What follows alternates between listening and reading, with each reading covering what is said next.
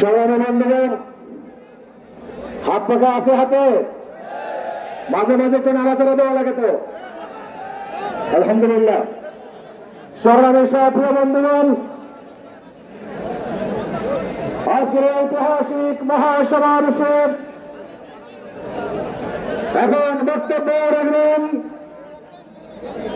বাংলাদেশ জামায়াতে ইসলামীর সংগ্রামী secretary general, সাবেক সংসদ সদস্য অধ্যাপক মিয়া গোলাম পরোয়ার। বক্তব্য রাখছেন বাংলাদেশ জামায়াত ইসলামীর সংগ্রামী সেক্রেটারি জেনারেল, সাবেক সংসদ সদস্য অধ্যাপক মিয়া গোলাম পরোয়ার।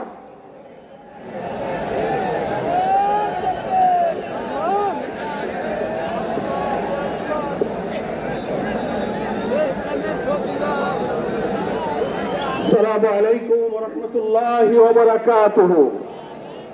الحمد لله رب العالمين، الصلاة والسلام على سيد المرسلين وعلى آله وصحابه أجمعين. ইসলামী আন্দোলন বাংলাদেশের উদ্যোগে আয়োজিত ঐতিহাসিক সোহরাওয়ার্দী উদ্যানে আজকের এই জনসমুদ্রের সংগ্রামী সভাপতি, ইসলামী আন্দোলন বাংলাদেশের সংগ্রামী আমির মুফতি সৈয়দ মোহাম্মদ রেজাউল করিম পীর সাহেব চরমনাই, মঞ্চ উপবিষ্ট জাতীয় নেতৃবৃন্দ, সাংবাদিক বন্ধুগণ, আজকের এই সোহরাওয়ার্দী উদ্যান সহ রাজধানী ঢাকার অলিতে গলিতে উপচে পড়া জনসমুদ্রের সংগ্রামী জনতা এবং প্রিয় দেশবাসী, মহান আল্লাহ তাআলার দরবারে আপনাদের সকলকে নিয়ে আমি আরেকবার স্বস্তির সাথে মহান আল্লাহর শুকরিয়া আদায় করছি, আলহামদুলিল্লাহ। শুকরিয়া এই কারণে, বাংলাদেশের ইতিহাসে, রাজনীতির ইতিহাসে আজকের দিন এক ঐতিহাসিক দিন। কেন ঐতিহাসিক দিন? মুসলিম উম্মার নেতৃত্বদানকারী দেশপ্রেমিক সকল ইসলামিক দল, ব্যক্তিত্ব, স্কলারদের মধ্যে ভিন্নমত থাকা সত্ত্বেও আজকে একটি ঐতিহাসিক ঐক্যের যে পরিবেশ এবং সম্ভাবনা দেখা দিয়েছে, সৈয়দ মোহাম্মদ রেজাউল করিমের আহ্বানে আজকের ঐতিহাসিক মঞ্চে যারা বসে আছেন তারাই হচ্ছে এই ঐক্যের মহাকাণ্ডারী। সংগ্রামী ভাইরা আমার, আজকে নেতৃবৃন্দের উপস্থিতি এবং পীর সাহেবের সংগ্রামী ভূমিকায় তিনি আজকে নতুন ইতিহাসের সপ্তাহের ইতিহাসে তার নাম স্বর্ণাক্ষরে লেখা থাকবে। সংগ্রামী দেশবাসী ভাইরা, আমি অন্তর্বর্তীকালীন সরকারের প্রধান প্রফেসর ডক্টর মোহাম্মদ ইউনূস আপনাকে বলতে চাই, আপনিও ন্যাশনাল কনসেনসাস কমিশন যেটা হয়েছে তারও আপনি চেয়ারম্যান, তার কো চেয়ারম্যান করা হয়েছে প্রফেসর ডক্টর আলী রিয়াজকে। আর নির্বাচন কমিশনের প্রধানকে আমি বলতে চাই, আজকের এই সমাবেশ থেকে, এই জনসমুদ্র থেকে এই বার্তা যদি আপনারা বুঝতে ভুল করেন, পিওর পদ্ধতি ছাড়া নির্বাচন বাংলার মানুষ গ্রহণ করবে না। আমি প্রধান উপদেষ্টা, নির্বাচন কমিশনার সকলকে বলবো, আপনি জাতির উদ্দেশ্যে নিরপেক্ষ থাকার অঙ্গীকার করেছেন। আপনার অঙ্গীকারের প্রতি আপনি সাবধান থাকবেন। আপনার কোন কোন ভূমিকায় জাতির মধ্যে কিন্তু সংশয় তৈরি হয়েছে। পরিষ্কার বলতে চাই, আপনি সোজা থাকবেন। আমরা আমাদের জন্য, কোন দলের জন্য আমরা পক্ষপাতিত্ব চাই না। 2000 ছাত্র জনতার জীবন, হাজার হাজার মানুষের রক্ত, 17-18 বছরের মানুষকে ফাঁসি, অত্যাচার, জুলুম, রিমান্ড, ক্রসফায়ার দিয়ে আলী মোলামা পীর মাশায়েখদের যে নির্যাতন করেছেন, সেই প্রোগ্রাম আমরা ব্যর্থ হতে দেব না। ফলে আপনাকে অবশ্যই জাতির যে দাবি উচ্চকিত হয়েছে, নির্বাচনের লেভেল প্লেইং ফিল্ড আপনাকে নিশ্চিত করতে হবে। আপনি জাতির কাছে, জাতির উদ্দেশ্যে ভাষণে একটা কথা বলবেন, being a head of the government একটা কথা বলবেন, রাষ্ট্রীয় টেলিভিশনে একটা কথা বলবেন, কোন একটা দলের কাছে আলোচনায় গিয়ে সে কথা আপনি ভুলে যাবেন। এটা নিরপেক্ষতা ভঙ্গ হয়েছে। আপনাকে বলতে যে আপনি সোজা থাকুন, রাজনৈতিক সংলাপে আপনি দোষ করেননি, বৈঠক করার অধিকার সবার আছে, কিন্তু আপনি এক জায়গায় কথা বলে মত পরিবর্তন করবেন কেন? আপনাকে জাতির সামনে আসতে হবে, সকল দলের সাথে বসে আপনি বলবেন যে ভাই আমাদের এই অসুবিধা, আসুন আমরা সবাই মিলে এটাই করি, আমরা রাজি আছি। কিন্তু আপনার এই ভূমিকা প্রশ্ন তৈরি হয়েছে, আগামী 8-10 মাস পরে যদি নির্বাচন হয় আপনি সোজা থাকবেন কিনা, আপনাকে এই 8 মাসে নিরপেক্ষতার প্রমাণ আপনাকে দিতে হবে।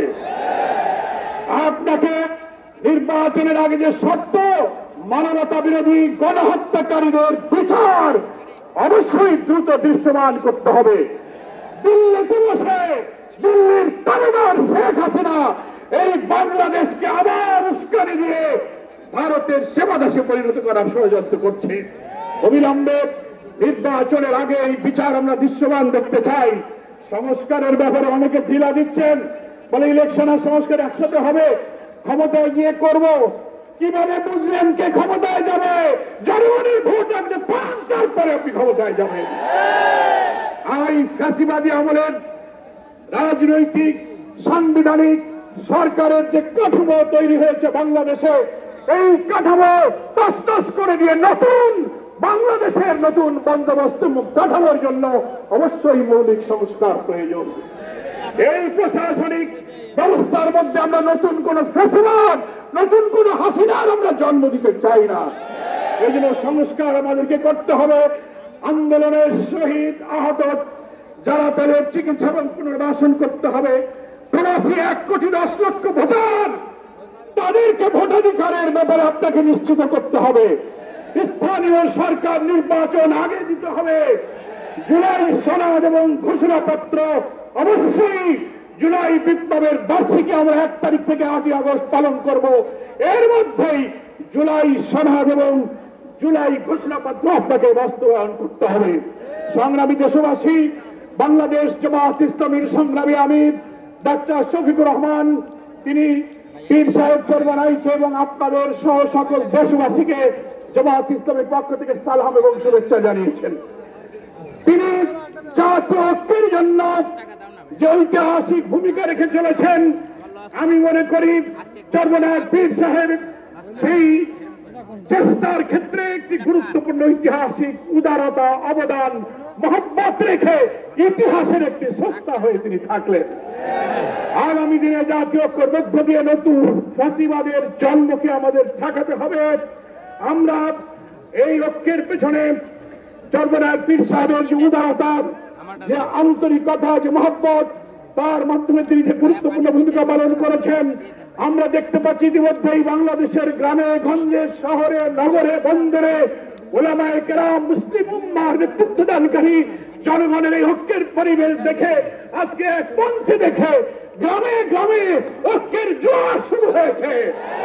আসুন ভেদাভেদ, ভিন্নমত পরিহার করে মুসলিম জাতি সত্তা মূল্যবোধ রক্ষার জন্য আল্লাহ তাআলার দ্বীনকে পার্লামেন্টে নিয়ে ন্যায় বিচার, সুশাসন, বৈষম্যহীন এক নতুন সমৃদ্ধ মানবিক বাংলাদেশ গড়ার জন্য আমরা ঐক্যবদ্ধ থাকব। সকলকে ধন্যবাদ। বাংলাদেশ জিন্দাবাদ। ওয়া তাওফিক ইল্লা বিল্লাহ। আসসালামু আলাইকুম ওয়া রাহমাতুল্লাহি ওয়া বারাকাতুহু।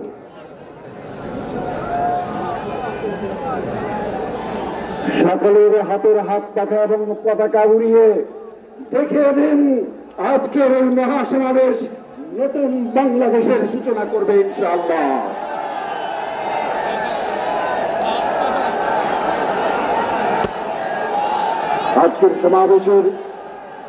আজকের এই মহাসমাবেশের এই পর্যায়ে গুরুত্বপূর্ণ বক্তব্য রাখবেন ইসলামী আন্দোলন বাংলাদেশের সংগ্রামী মহাসচিব হাফেজ মাওলানা ইউনুস আহমদ। সংগ্রামী